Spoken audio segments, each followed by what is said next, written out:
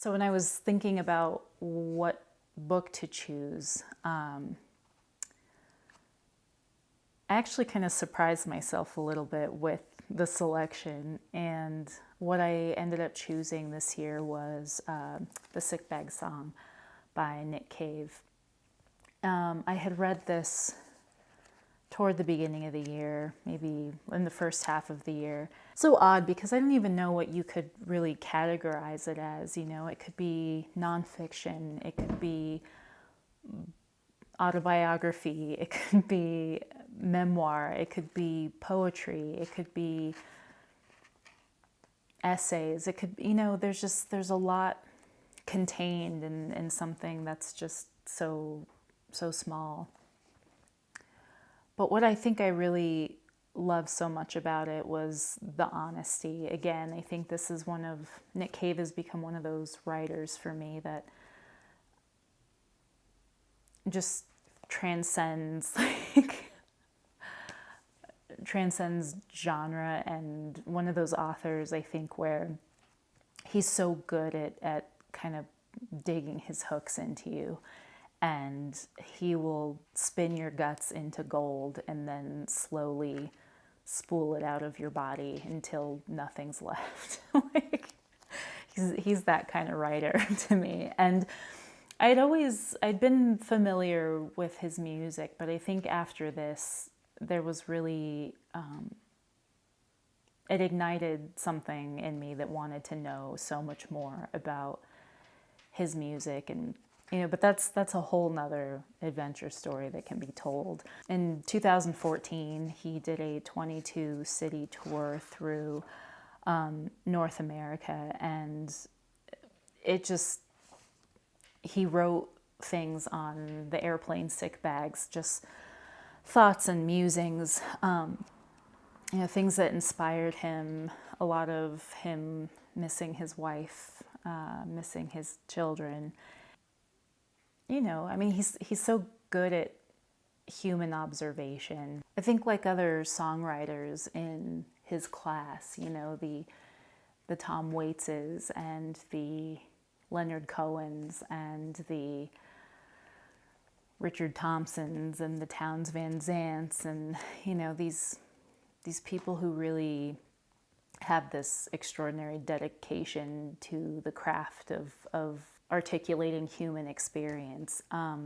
He just does it so well, and I was not aware kind of the scope and the depth of these things. He's become this incredible force to me that I don't want to not know. I don't want to not know his music. I don't want to not know his writing. I have And the Ass Saw the Angel and Bunny Monroe sitting on my shelf that have yet to be read. So I'm definitely going to be making that a goal in the next year to read those books, because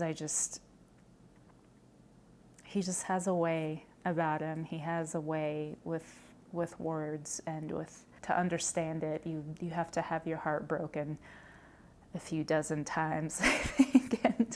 And he's one of the greats, man.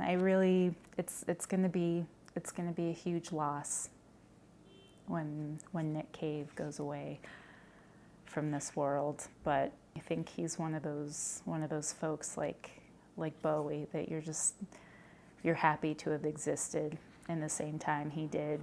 I just feel like he's a writer that's going to hold a very special place in my heart because of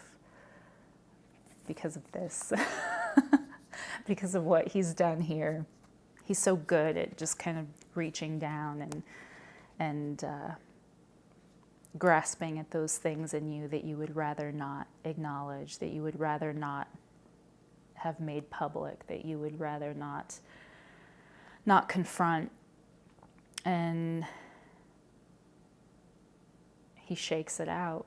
He shakes it out of you, and it's a pleasure. It really is a pleasure. I don't call him the vampire for nothing, I think. There's actually this really beautiful passage in this book to set this up and give it a little context. There was, he had gone over to a girl's house and he was they were looking at records, and this was the first time he was introduced to a Leonard Cohen record. Leonard Cohen will sing, and the boy will suddenly breathe, as if for the first time, and fall inside the laughing man's voice and hide. The boy will grow older, and over time, there will be other songs, not many, 10 or maybe 20 in a lifespan, that stand apart from the rest of the music he will discover. He will realize as he grows older still and crosses the Canadian border and drives down into Seattle that not only are these songs holy or sacred, they are hiding songs, what the Aztec Indians call carrion songs, that deal exclusively in darkness, obfuscation, concealment, and secrecy. He will realize that for him, the purpose of these songs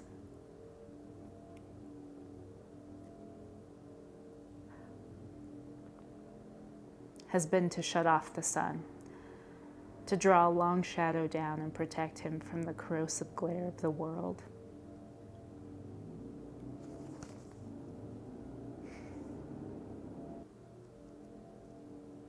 God damn.